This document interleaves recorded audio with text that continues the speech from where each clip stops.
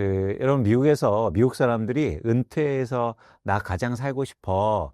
은퇴해서 저 동네 저 지역에서 거주하고 싶어라고 해서 1등으로 항상 꼽히는 곳이 있습니다.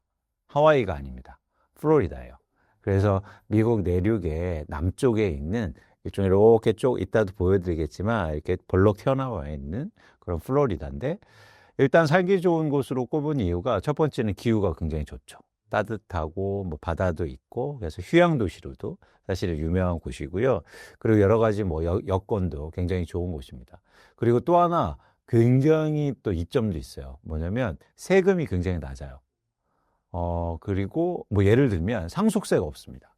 그래서 많게는 미국의 다른 지역들은 가장 높은 곳이 상속세가 주에 20%도 내는 곳이 있거든요. 근데 이 플로리다는 이렇게 기후도 좋고 살기도 좋은데 상속세도 없어요.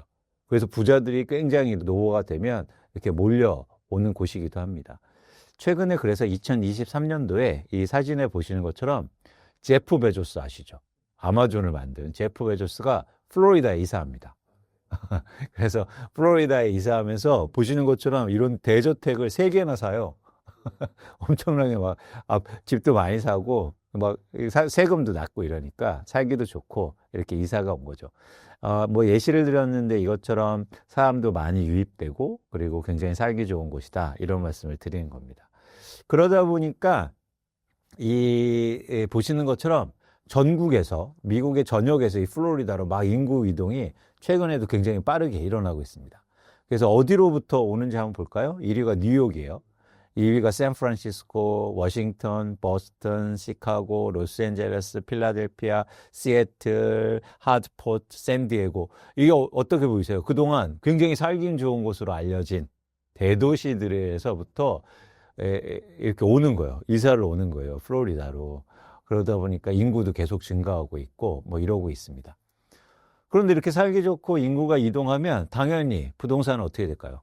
가격이 오르겠죠.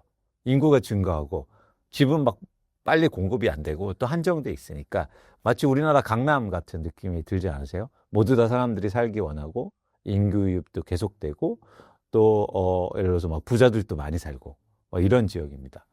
그런데 최근에 굉장히 놀랄 만한 일이 벌어지고 있습니다.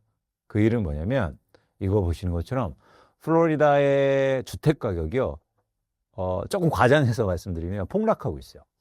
네, 그래서 뭐 거의 20% 이상 하락하고 30% 이상 하락한다는 전망도 있고 일부 마이애미의 홈오너가 뭐 한 70만 달러 이렇게 막 가격을 낮추고 있는 그런 상황입니다.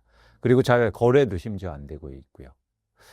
모두 다 살기 좋아하고 인구도 계속 증가하고 있고 기후도 좋고 너무 좋은데 집값은 왜 하락할까요? 사실 이게 오늘 저희가 다뤄야 될 내용입니다. 그러니까 우리가 부동산을 얘기할 때 모두 다 이런 얘기를 하죠. 거기 살기 좋은 곳이야. 그래서 집값은 계속 오를 거야. 그쵸? 근데 플로리다가 그렇게 좋은 곳인데 집값이 빠질 수도 있다는 거예요. 이 원인을 우리가 한번 파악을 해본다는 거죠. 근데 지금 플로리다의 집값이 하락하는 첫 번째 이유는 아이러니하게도요. 이 그림을 한번 보실까요? 이 그림은 미국 전역에 최근에, 그러니까 팬데믹 이후로 집값 상승률을 한번 비교해 드린 거예요. 근데 색깔이 진할수록 많이 오른 지역이거든요. 보세요. 플로리다가 요 밑에 있는 지역인데 어떻습니까? 가장 많이 올랐죠. 그러니까 팬데믹 이후로 가장 집값이 많이 올라서 많이 빠지고 있다. 이게 일단 연결선상에 있는 겁니다. 반면에 이 다음 장을 여러분들이 같이 보실 필요가 있는데 최근에 집값이 상승하는 곳은요 오히려 반대예요. 그동안 집값이 오히려 빠졌던 뉴욕이라든가 동남부 이런 지역들이 오히려 집값이 최근에는 오르고 있습니다. 그러니까 플로리다는 뭐냐면 집값이 많이 올라서 많이 하락하고 있다라고 저희가 판단할 수도 있는 거죠. 근데 왜 이런 현상이 일어났을까요? 왜 많이 올랐는데 계속 오르지 못하고 왜 지금은 다시 하락하고 있을까요? 그 첫 번째 이유는 부동산은 가격이 오르면요 수요가 줄게 돼 있습니다. 그건 여러분들이 말씀드리고 싶은 건 뭐냐면 주택의 수요는요 내가 살고 싶은 수요가 아니에요. 가격을 결정하는 뭐냐면 그 가격을 감당해낼 수 있는 유효 수요여야 돼요. 그죠? 그래서 예를 들어서 플로리다에 너무 살고 싶어라고 그래서 수요가 계속되는 게 아니고 살고 싶은 마음은 있지만 가격이 너무 많이 오르면 어떻게 될까요? 살 수 있는, 즉 유효 수요, 즉 그거를 가격을 감당할 수 있는 수요는 줄 수밖에 없는 거죠. 그래서 1차적으로 그런 변화가 일어나고 있는 겁니다. 그러니까 가격이 너무 많이 오르니까 살 수 있는 사람들이 줄고 있다. 그래서 다음 장을 한번 보실까요? 이거 보세요. 이건 플로리다 하우징 디맨드인데 2023년부터 이 디맨드, 즉 수요가 계속 감소하고 있어요. 여기서 나오는 지표는 미국은 이렇게 주택을 거래합니다. 그러니까 내가 팔고 싶으면 집을 시장에 내놔요. 그럼 우리는 어떻게 거래가 됩니까? 사고 싶은 사람이 거기에 가서 일종의 선착순 개념이죠. 그래서 가격만 적당하면 이제 거래가 되는 거예요. 먼저 온 사람이 빨리 계약금 내고, 그래서 막 계약금 빨리 내라 막 이런 얘기 하잖아요. 근데 미국은 그렇게 계약하지 않거든요. 일종의 팔고 싶은 사람이 집을 내놓으면 정해진 날 그 집을 사고 싶은 사람이 보러 와요. 그래서 비딩을 하는 구조예요. 그래서 내가 10억 원에 팔고 싶어요 하면 예를 들어서 10사람이 이제 집을 보러 왔습니다. 그러면 내가 너무 사고 싶으면 가격을 높게 부르는 거죠. 11억 원, 12억 원. 마치 우리 경매하듯이. 네.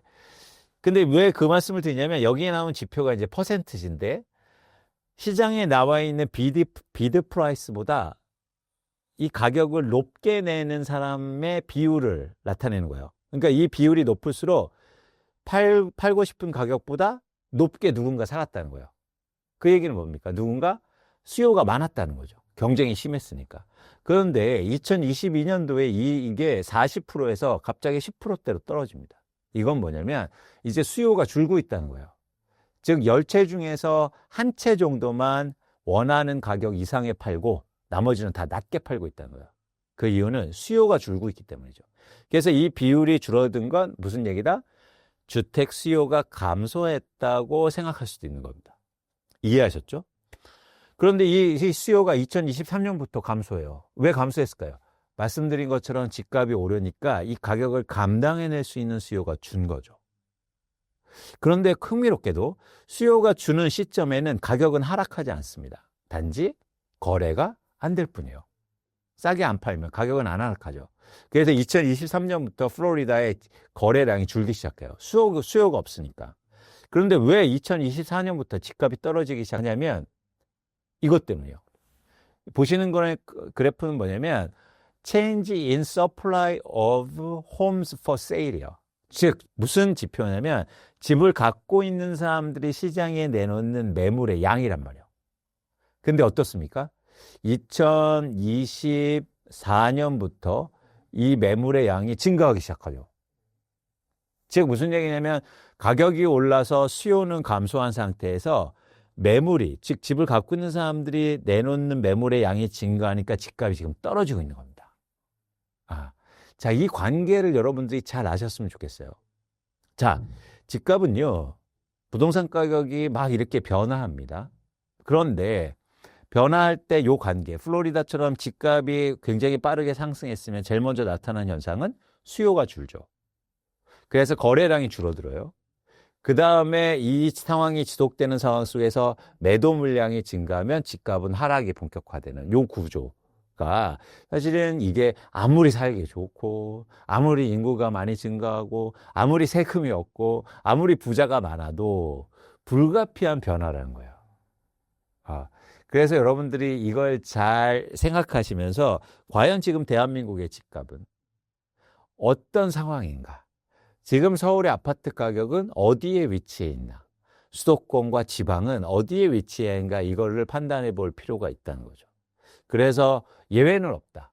시장의 변화는 계속 일어나고 이 변화의 출발점은 말씀드린 것처럼 수요는 살 수 있는 수요가 어떻게 변화하는지 그리고 집을 갖고 있는 사람들이 시장에 내놓는 매물의 양이 어떻게 변화할 건지 이게 사실은 굉장히 중요하다는 말씀을 드립니다.